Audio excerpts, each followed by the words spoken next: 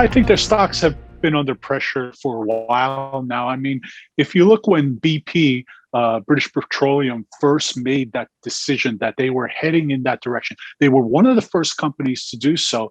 And from that point, all these companies have slowly joined the bandwagon.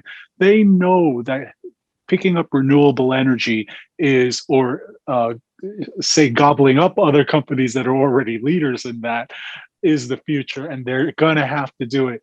But like you said, they're behemoths. They're slow to move, and I don't see any quick reactions from these companies. So they're going to continue to be under pressure as far as the stocks are concerned until they make significant movements in that direction, I believe. We still feel there's a lot of value there and a lot of growth potential. And I'm not just talking about PP. We feel the sector as a whole. And it's also a very defensive sector when the market as a whole has problems or is under pressure. So it's a great place to be when the market is super shaky. So we want to own some of that always as part of one of our core portfolio holdings. We are seeing the beginning of a core sector rotation that's taking place where high quality blue chip stocks are starting to move towards the upside. Technology stocks are taking a bit of a breather. I don't believe the story is done yet. I really don't. I think there's still a lot of room to grow for them. And that's really because dominators, as I've said before, will always dominate the market. Now, what you have to keep in mind is when you have this core sector rotation, not everybody jumps aboard and makes money all at once. You know, it's very selective. And at this particular point, it seems to be more the well-known names. I mean, we saw Boeing going up at 1.10 plus points today. All well-known names are doing quite well in this market and will continue to do so if the core rotation continues. And people are looking, it's what we call a flight to quality at this particular point. Yeah, we're going to have a chip shortage, and it may only be temporary, or it may last up to 18 months. The question now becomes, are these companies how are they going to respond to it? Are they going to make more money because of it? Are they going to raise prices? There's a lot of scenarios here without easy answers. But what I can tell you is that if you are in these companies, you will be rewarded for holding on to them because there is nothing fundamentally wrong with the sector other than a shortage.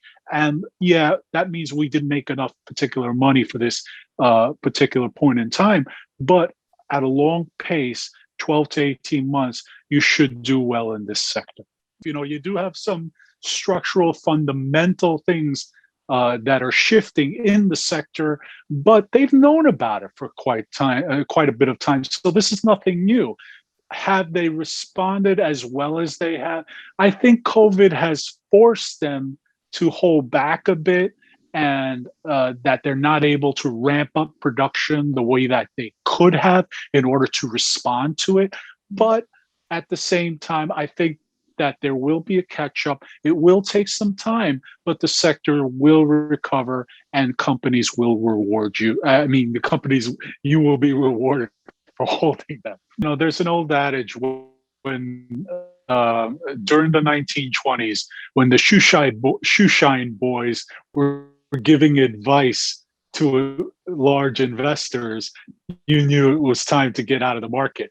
In the crypto market, you're seeing a lot of non-professionals giving a ton of advice for a market that really has not a ton of fundamentals. Yes, it's going to be important.